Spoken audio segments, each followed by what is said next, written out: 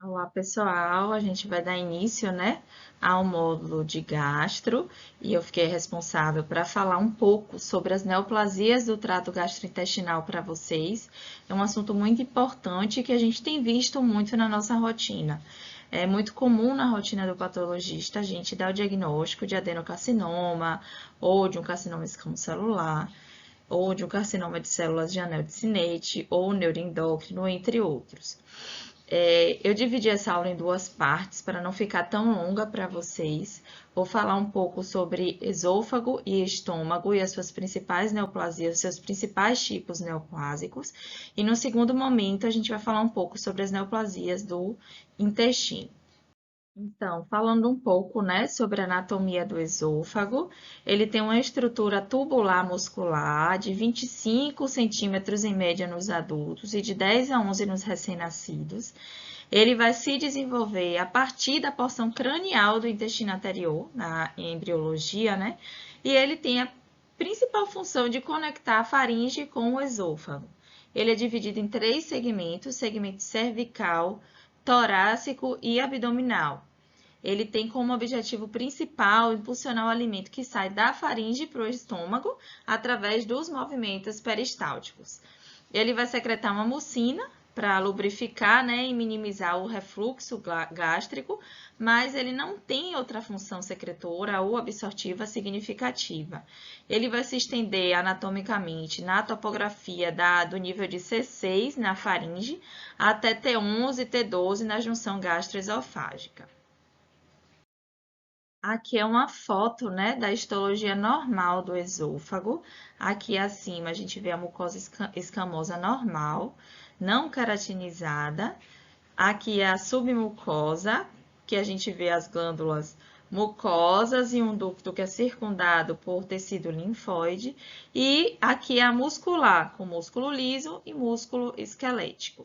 Aqui é a histologia normal. É importante para a gente saber identificar estruturas anormais na região do esôfago.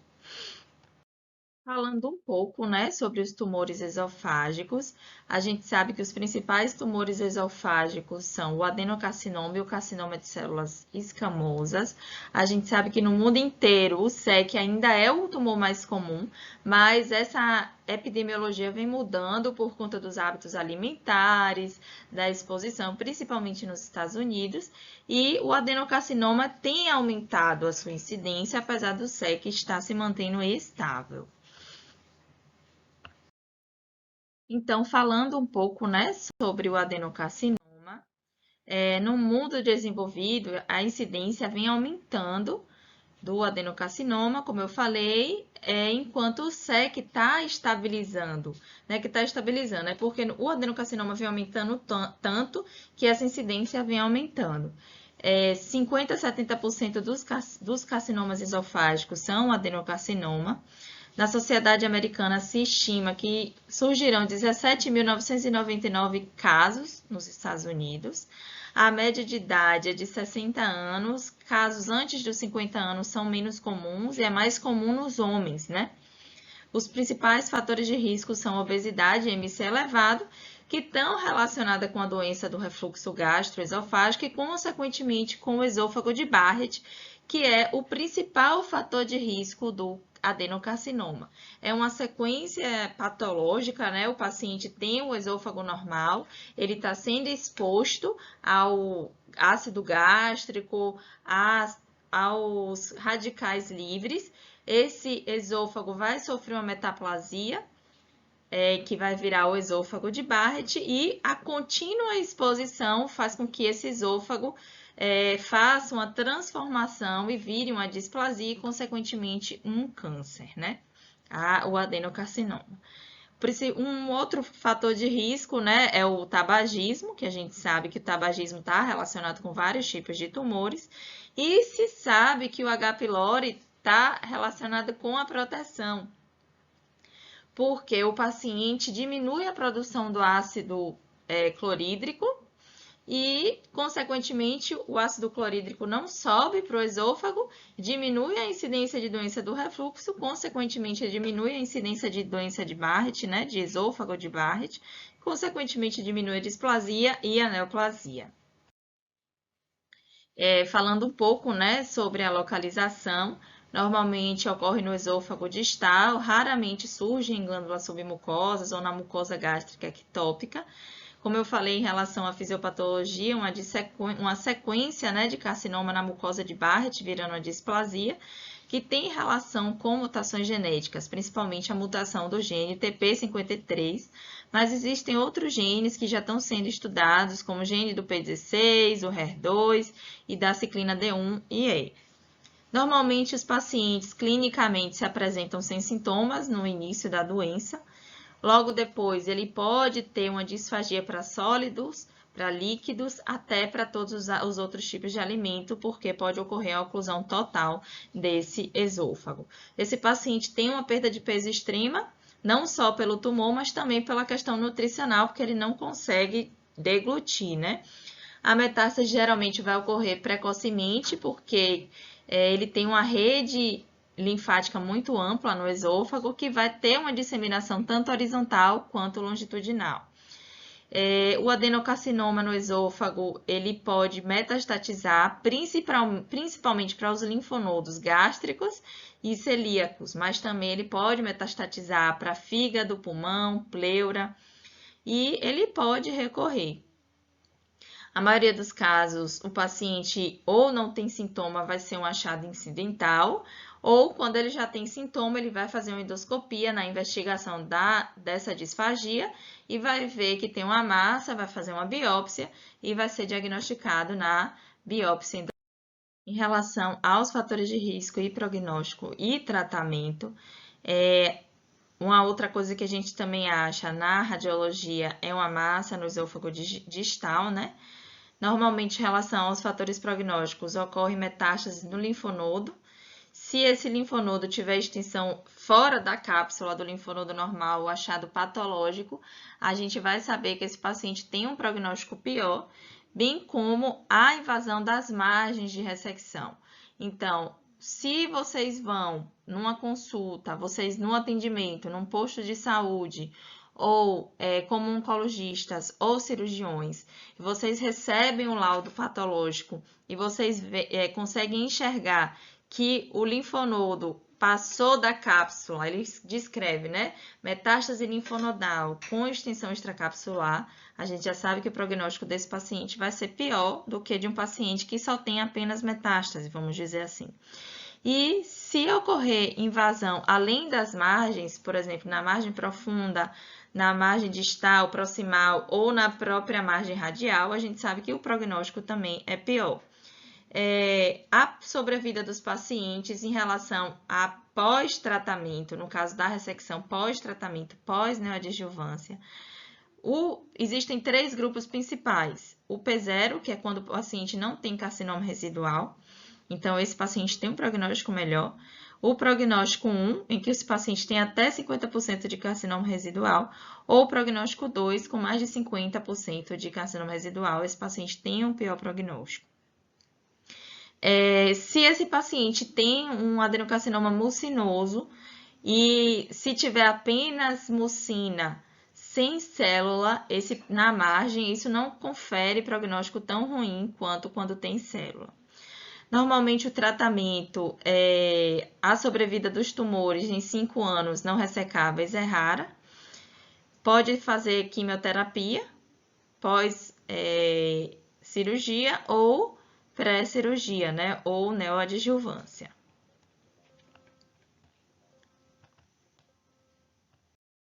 Em relação aos achados macroscópicos, que é como a gente recebe a peça anatômica após ressecção cirúrgica. E a partir daqui é que a gente vai começar a estadiar esse tipo de tumor.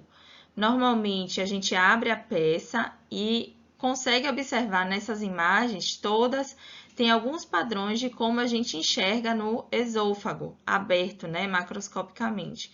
Esse aqui é um adenocarcinoma vegetante para fora, exofítico, e ocupa todo o lumen do esôfago, né? Porque a gente abriu longitudinalmente. Aqui a gente vê que é um tumor menorzinho na região distal do esôfago. Aqui é um pequeno adenocarcinoma na junção esôfago-gástrica. E aqui é um outro tumorzinho que a gente consegue enxergar macroscopicamente.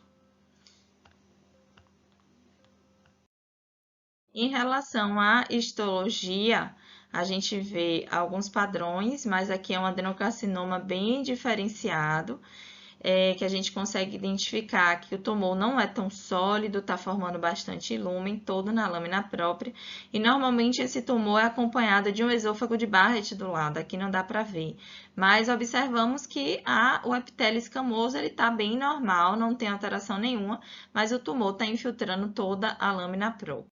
Aqui são outros padrões que a gente encontra do adenocarcinoma, vemos a formação de lumens, e aqui é uma área mais pouco diferenciada.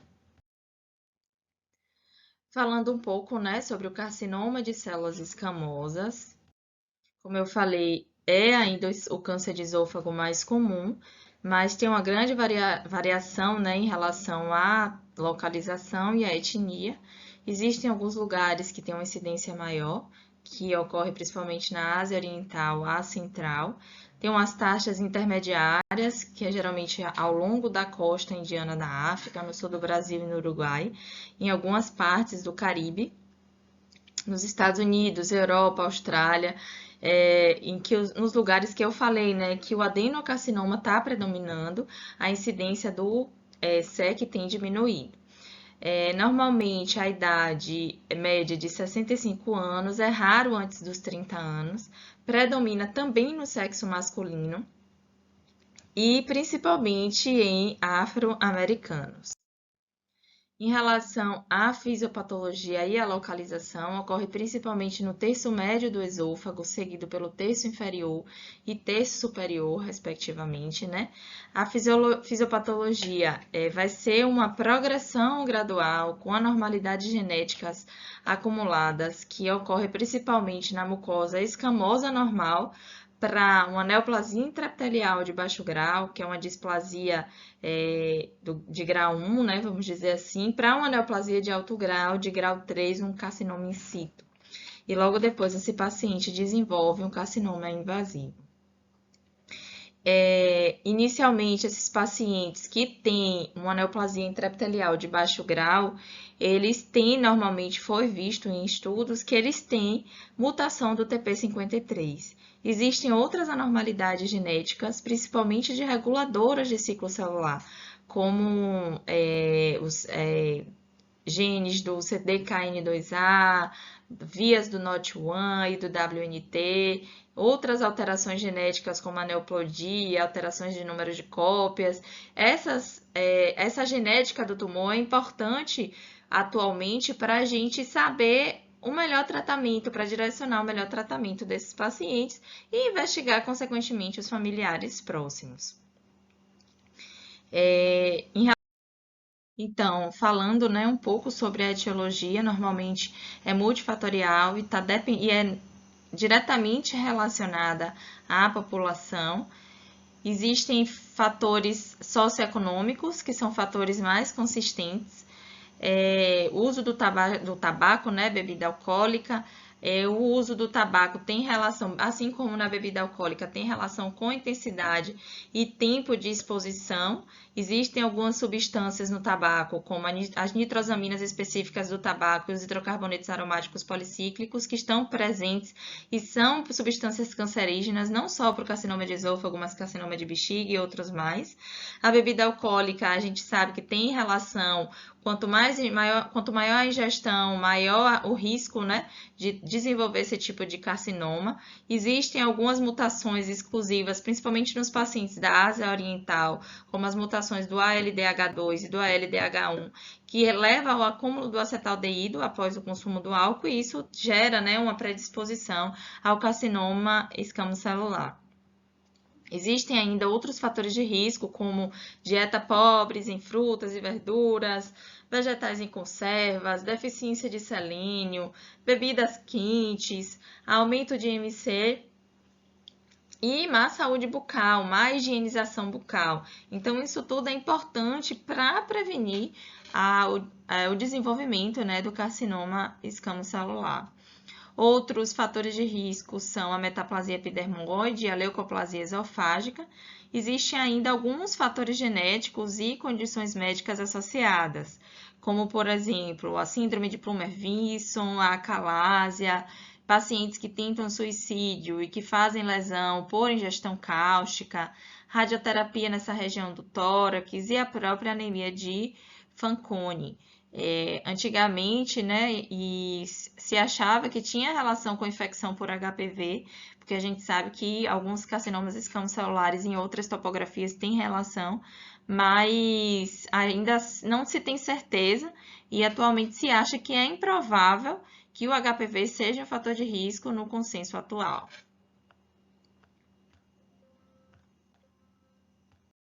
Em relação às características clínicas, né, eu falei um pouco lá no adenocarcinoma, é bem parecido. O que o paciente sente normalmente é o desconforto, é a disfagia, né? Principalmente quando esse tumor já está ocluindo todo o lumen do esôfago, associada à perda de peso do próprio tumor, associado com a questão da obstrução, né, e a dificuldade para ingerir alimentos. Inicia normalmente com disfagia para sólidos, seguida para disfagia para todos os alimentos. Esse paciente pode desenvolver ainda dor no peito, ter uma deglutição dolorosa. Geralmente ele se inicia avançado, né, na apresentação. Pode ter ainda perda crônica de sangue. Outra coisa que o paciente pode desenvolver rouquidão, tosse. Se esse nervo laríngeo for acometido, né, ele pode erodir a parede esofágica e gerar fístulas e pode causar pneumonia, né, por aspiração. E outra coisa que esse paciente pode ter é muita metástase por conta da questão da vascularização, como eu já falei lá no adenocarcinoma. Normalmente, as metástases linfonodais variam de acordo com a região. No terço superior, vai ser nos nódulos cervicais. No terço médio, a localização do tumor, né? O tumor está no terço médio, o linfo está geralmente os linfonodos são mediastinais, paratraqueais e traqueobrônquicos. E no terço inferior, ocorre principalmente nos linfonodos gástricos e celíaco. Como eu falei anteriormente, os órgãos mais acometidos, bem como no adenocarcinoma, são os pulmões, fígado, osso e as glândulas suprarrenais. Em relação ao diagnóstico, também é feito por endoscopia e biópsia do trato gastrointestinal. Se houver metástase, a gente faz a biópsia guiada por agulha no local metastático. Hoje em dia já existe, inclusive o patologista atua também nessa área para dizer se o material é suficiente, se o radiologista biopsiou no local certo. E para estadiar, a gente vai fazer um PET, né? E uma tomografia computadorizada. Aqui um exemplo, né, de uma foto de TC, onde a gente consegue ver que esse lumen está diminuído e que aqui tem um tumor, que ainda não gerou uma obstrução, mas esse paciente provavelmente pode estar desenvolvendo, né, uma dor, uma dificuldade para deglutir. A gente sabe que a TC é a melhor modalidade inicial para detectar as metástases à distância e a invasão grosseira, né, dos linfonodos e direta. A ultrassonografia é a modalidade mais sensível para avaliação da profundidade de invasão e para avaliar se tem linfadenomegalias. E o PET é mais para a questão de doença metastática, né, de doença à distância. Aqui nesse slide a gente consegue ver, olha o tamanho da luz desse esôfago, ele está quase completamente obstruído, né? Deixa eu botar aqui uma luzinha. Ele está quase completamente obstruído nessa região aqui por espessamento excêntrico da parede do esôfago.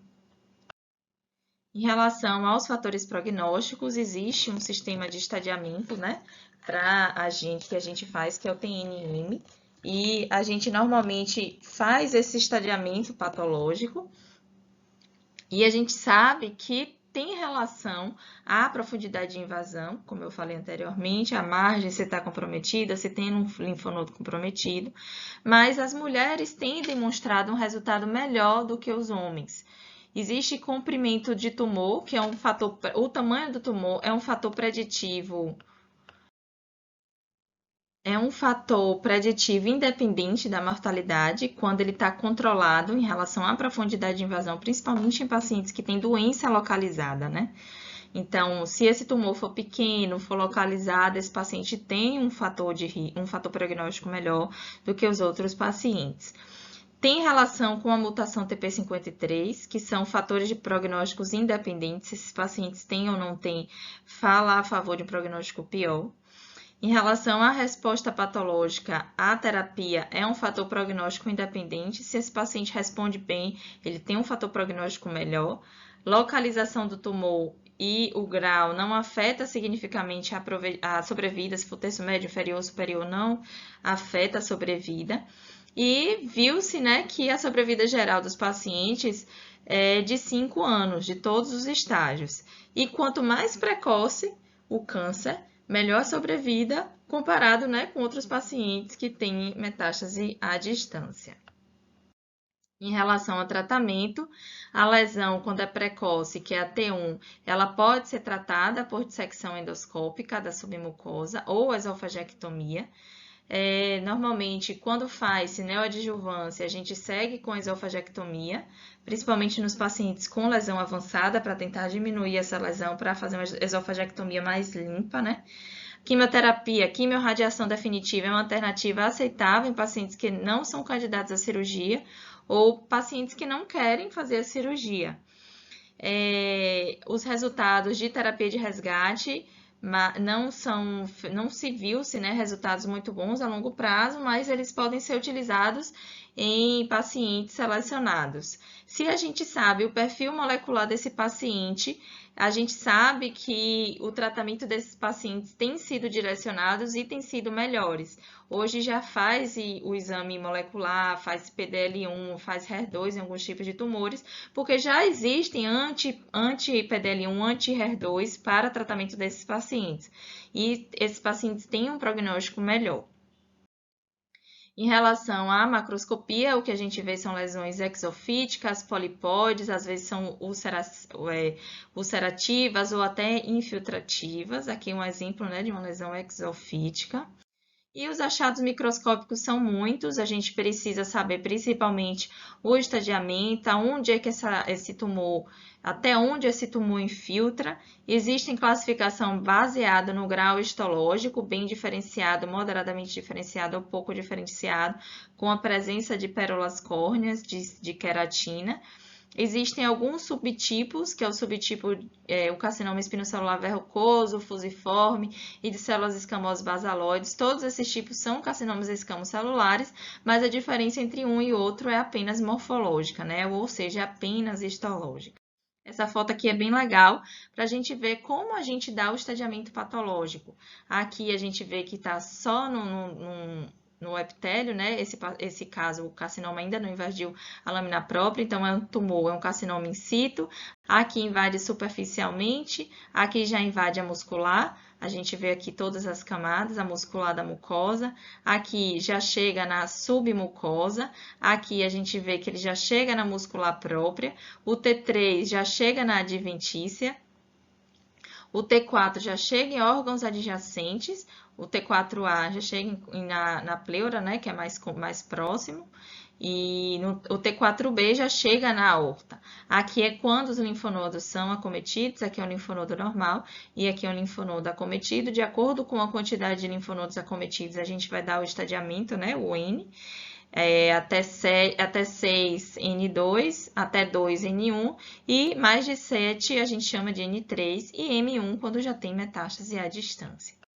Aqui um exemplo, né, de imagens microscópicas e histológicas. Aqui a gente vê um carcinoma feio, com bastante pleomorfismo, às vezes forma pérolas córneas, bastante mitose, atipia citológica, células grandes, pleomórficas, hipercromáticas, que são células bem mais... O roxo fica mais roxo do que o normal, então chama a atenção no maior aumento.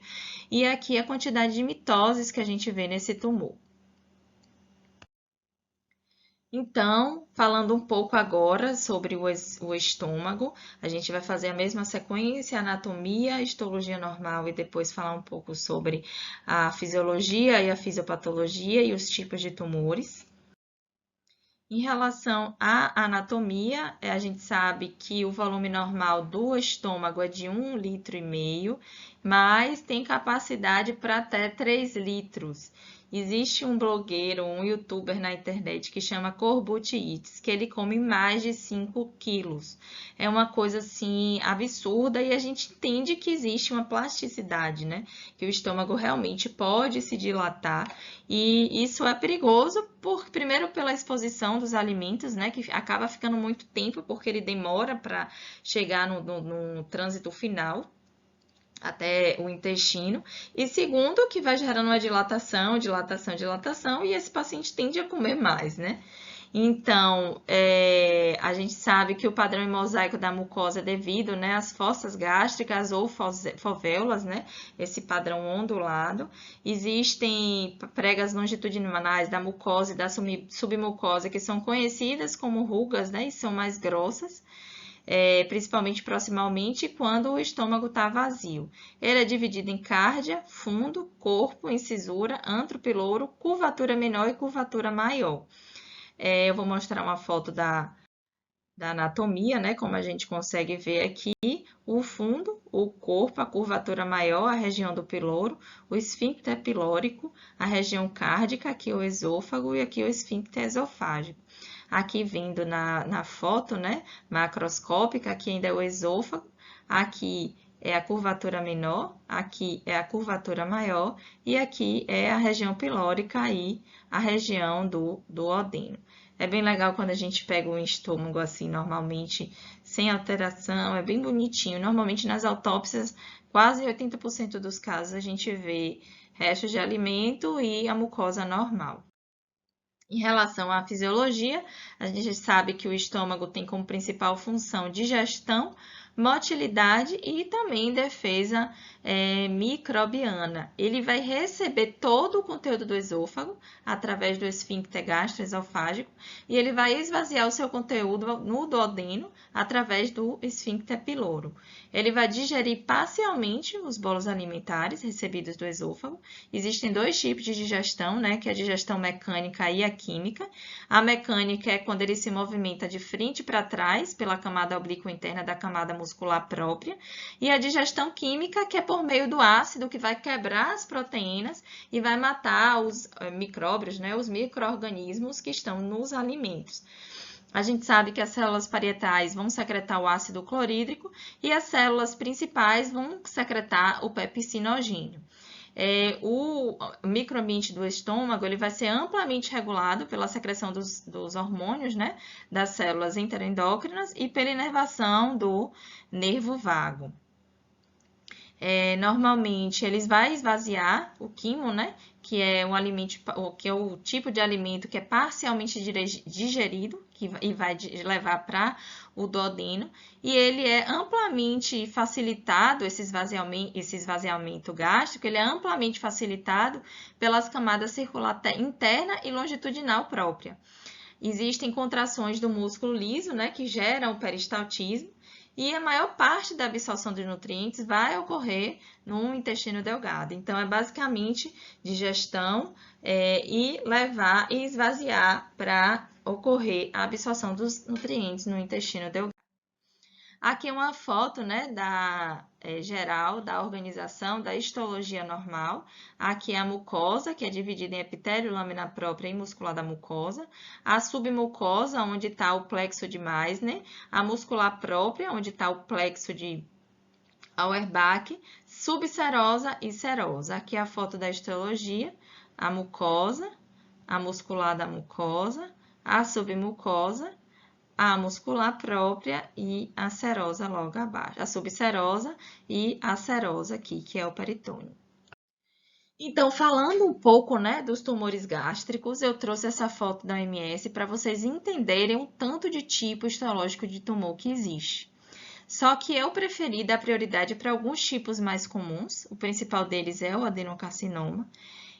Vou falar um pouco sobre o MALT, o linfoma gástrico mais comum, que a gente vê muito na rotina. Às vezes o paciente vai fazer uma endoscopia de rotina e acaba descobrindo um linfoma, que é um linfoma indolente, que é tratado com o próprio antibiótico contra o H. pylori.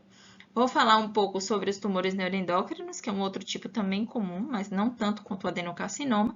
E vou falar sobre um tumor mesenquimal mais comum, que é o tumor gastrointestinal mesenquimal, que é o GIST.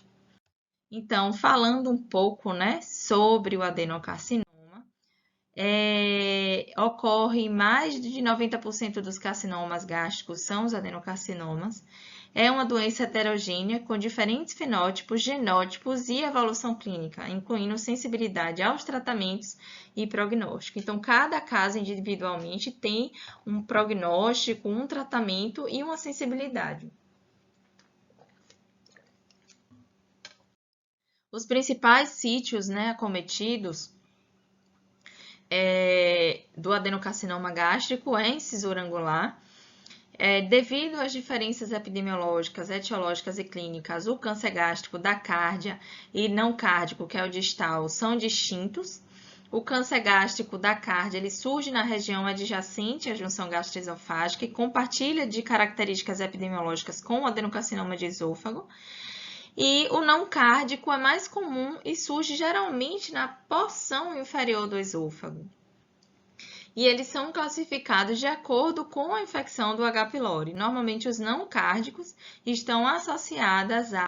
Em relação à etiologia, existe relação com fatores genéticos, com fatores familiares, como a polipose adenomatosa familiar, que é a mutação do APC, e o câncer gástrico difuso hereditário, que tem relação com a mutação do CDH1. A maioria dos cânceres gástricos esporádicos, eles são causados por inflamação e relação com o ambiente, relacionado também à infecção por H. pylori.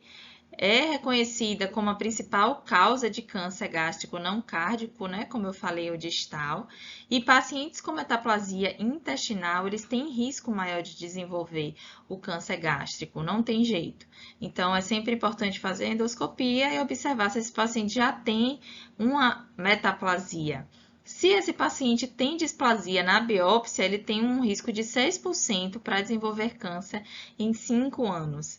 E existe ainda associação com o EBV, principalmente nos casos que estão localizados na região da cárdia e na bolsa cárdica. Também tem relação com tabagismo e consumo de álcool.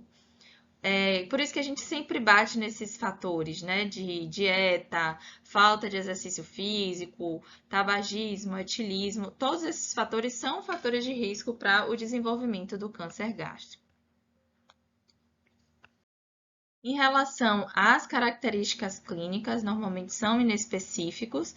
Geralmente, os pacientes têm o diagnóstico por achado incidental de endoscopia e, às vezes, esses pacientes só buscam quando já apresentam sintomas, né? E esses pacientes já se apresentam num estágio mais avançado, em 70% dos casos. E 35% dos casos já abrem um quadro, né, no estágio clínico 4, com metástase ao diagnóstico. Normalmente, esses pacientes, às vezes, abrem um quadro após o ter sido tratado, né, para úlcera gástrica, ele vai ser tratado, esse adenocarcinoma está escondido lá embaixo da úlcera, e depois do tratamento, esses pacientes rebiopsiam para controle de úlcera e aparece esse câncer gástrico. Normalmente, eles se apresentam com perda de peso, dor abdominal, pode ter uma anemia e endoscopicamente eles se apresentam como pedunculado, superficial ou até escavado, né?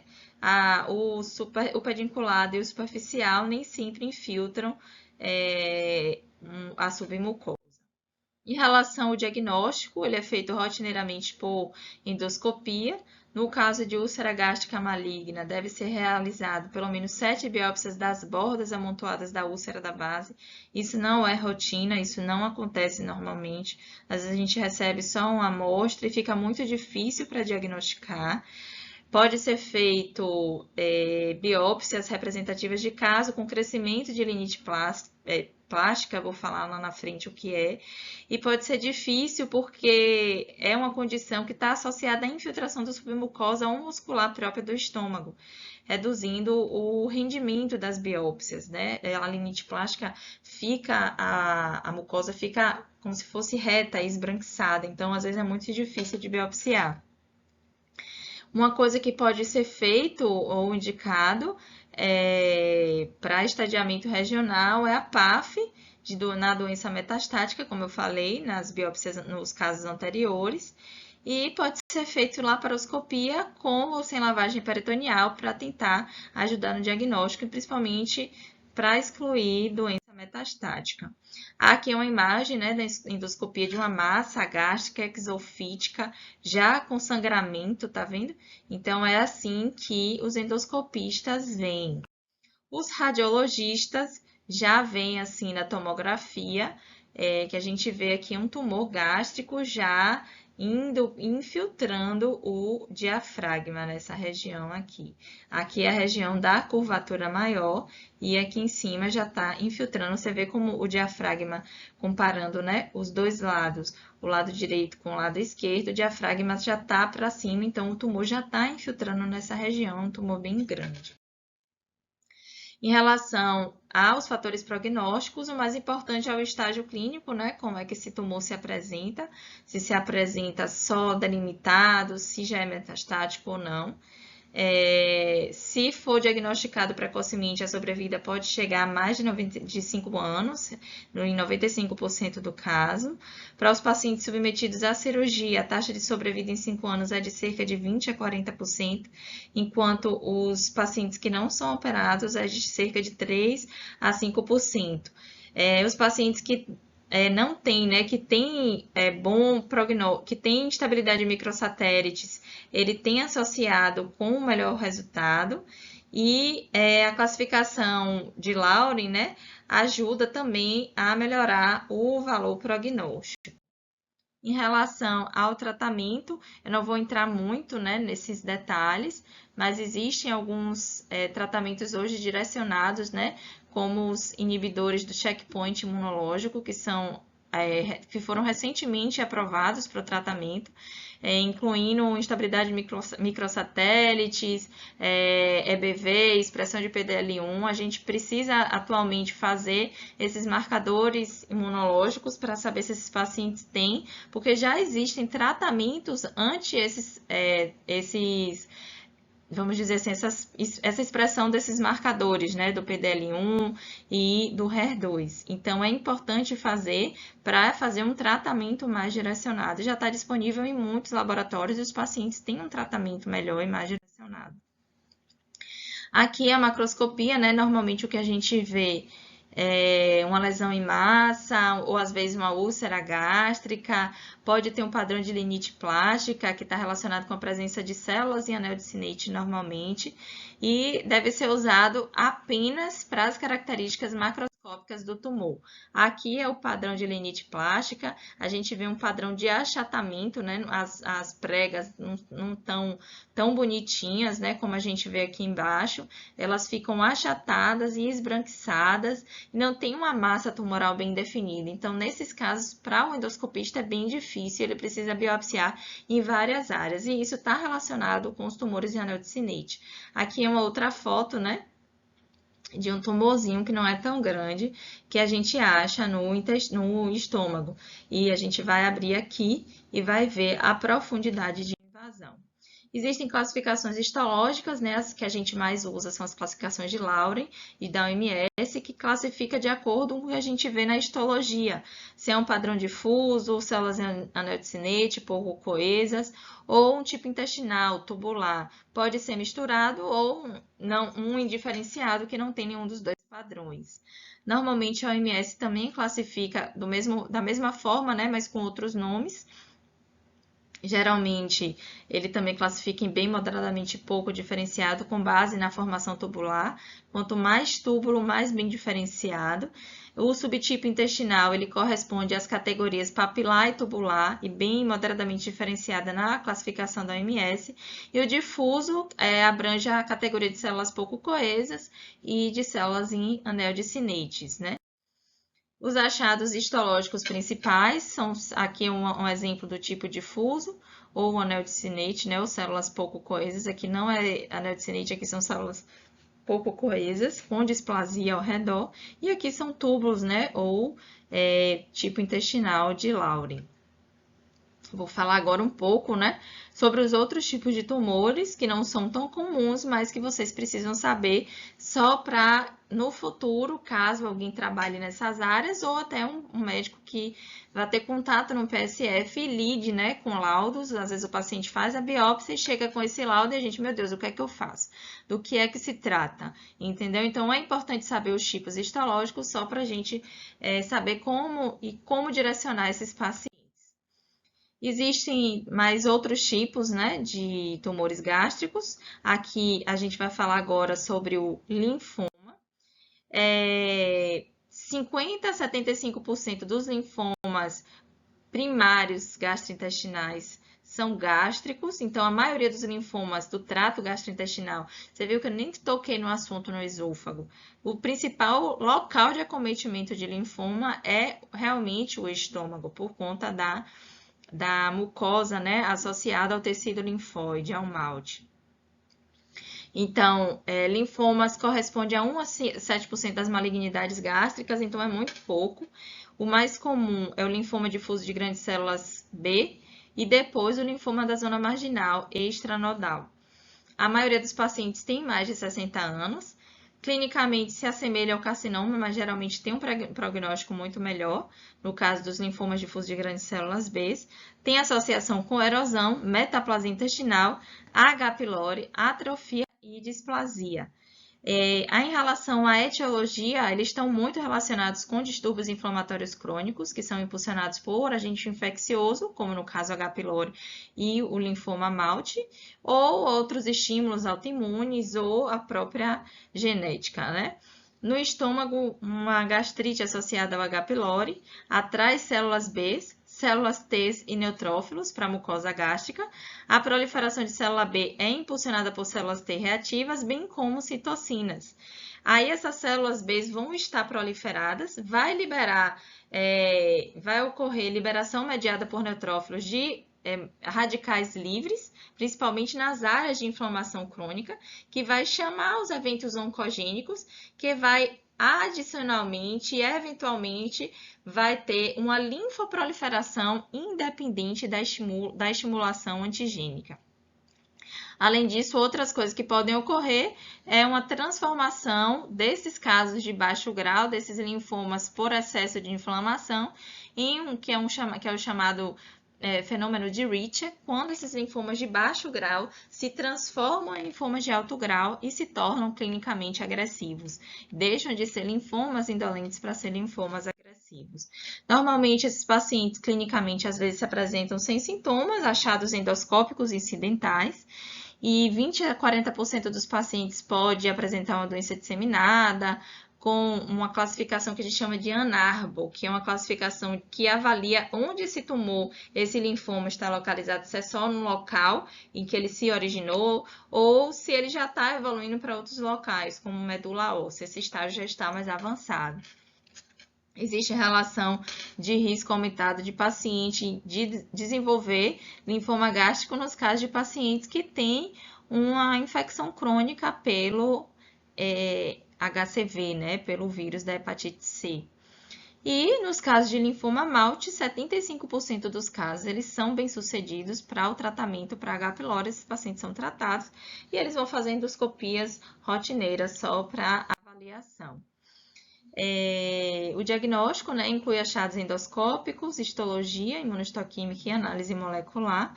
Fatores prognósticos, normalmente o linfoma malte é um linfoma, que é o mais comum, junto com o linfoma difuso de grandes células B. O linfoma malte é um linfoma indolente, enquanto o linfoma difuso de grandes células B é um linfoma mais agressivo. mas pode ter recorrência e envolver outros sítios, né? Envolver outros sítios extranodais. Existe translocação do BIRC3 MALT1, que está associada à resistência ao tratamento, e aqueles 27% que não respondem ao tratamento ao H. pylori, e pode ter transformação do linfoma MALT, como eu falei, para um linfoma difuso de grandes células B, que ocorre normalmente em 8% dos casos, e esses pacientes têm um prognóstico pior. Em relação ao tratamento, a erradicação da H. pylori, a terapia de primeira linha.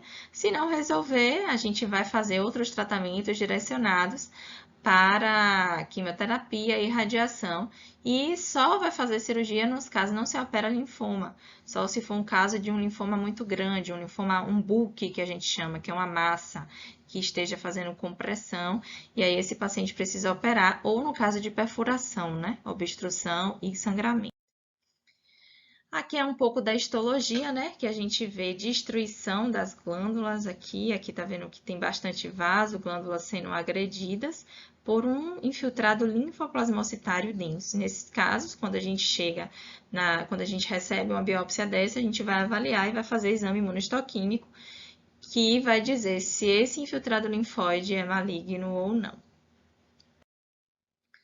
Falando um pouco sobre os outros tumores, vou falar um pouco sobre os tumores neuroendócrinos bem rapidamente, logo depois do GIST. São relacionados com alguns tipos de doenças, como os derivados das células semelhantes a enterocromafins. Ocorre um cenário de gastrite atrófica crônica, que é o tipo A, e hipergastrinemia. Normalmente é mais comum em mulheres. O tipo 2 é derivado também dessas células enterocromafins.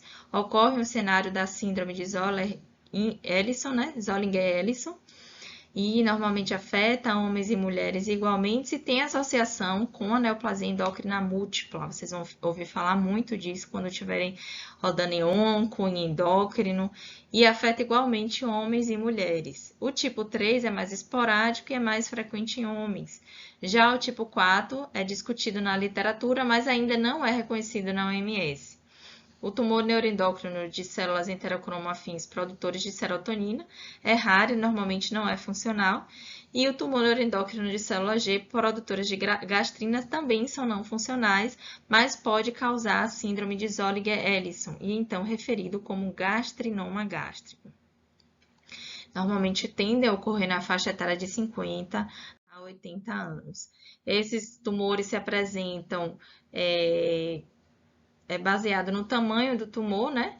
Não causam sintomas, apesar de ser neuroendócrino, eles não causam sintomas secundários da secreção hormonal. E a gente pode dosar a cromogranina A como um biomarcador para avaliar a maior parte da doença e monitorar o tratamento. Normalmente a gente acha um achado incidental, às vezes é muito pequeno, e a gente faz uma imunistoquímica para cromogranina também e sinaptofisina, e esses pacientes têm o diagnóstico de tumor neuroendócrino.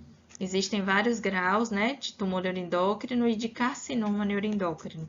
Isso é muito específico, mas quem for fazer patologia ou oncologia vai precisar saber um pouco mais detalhadamente. Sobre o outro tipo de tumor, que é um tumor estromal gastrointestinal, que é o tumor mesenquimal mais comum do trato gastrointestinal. Ele vai se originar das células intersticiais de Cajal, que está dentro do plexo mioentérico da muscular da própria, né? No muscular própria. Existem alguns tipos de GIST, micro, mini e subclínico, que é de acordo com o tamanho dessas células, semelhantes às células de Cajal. E existe ainda o GIST extragastrointestinal, que surge fora do trato gastrointestinal e que a gente pensa todas as vezes que a gente vê aquele tumor celular mesenquimal, bem característico, e a gente sempre tem que pensar no tumor estromal gastrointestinal. Existem alguns tipos, né, de GISTs, e normalmente o GIST deficiente em SDH, esse paciente tem uma que a gente chama de tríade de Carney. Ele tem o tumor, o GIST, tem um condroma pulmonar e tem um paraganglioma. Então, se você está rodando na enfermaria, esse paciente apresenta alteração dos marcadores neuroendócrinos, de noradrenalina, e iniciou-se a suspeita de um paraganglioma, e esse paciente também tem um GIST, vamos procurar o pulmão desse paciente para ver se ele também não tem um condroma pulmonar. Normalmente é não hereditário, tem relação com a hipermetilação do promotor do SDHC e uma pequena porcentagem tem mutação do SDH germinativo. Existe uma outra síndrome, né, que é a síndrome de Carney-Stratakis, que é um GIST e um paraganglioma só, sem um condroma pulmonar. Ele é hereditário, autossômico dominante e tem mutação germinativa na subunidade do SDHB. Tem relação também com neurofibromatose, 7% dos pacientes com neurofibromatose tipo 1, ele pode desenvolver um ou mais tipos de tumores gastrointestinais, mesenquimais, né? E pode também ter relação com mutação familiar, mutações germinativas no KIT ou no PDG FR-alfa, que é imunopositivo para o SDHB. Em relação aos fatores prognósticos, ele pode ter um comportamento clinicamente benigno ou maligno. 25% dos casos dos GISTs, eles são malignos versus 35 a 40% dos GISTs do intestino delgado. Então, 25% dos GISTs do estômago são malignos e 30 a 45% do intestino delgado são malignos também. Então, o intestino delgado tem uma prevalência maior a ter GISTs malignos.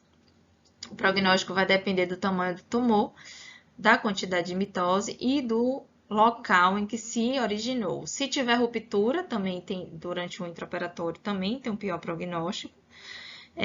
Ressecção incompleta, principalmente na área do reto, está associada ao maior risco de recorrência. E 60 a 80% dos pacientes têm um GIST deficiente da SDH e pode desenvolver metástases. Então, são importantes para se falar porque são tumores mais frequentes, mas não tão frequentes quanto um adenocarcinoma, por exemplo. Então, eu só citei e a gente sabe que tem relação com clínica, com síndromes familiares, e é isso. Na próxima aula eu vou falar um pouco sobre os tumores gastrointestinais focados no intestino.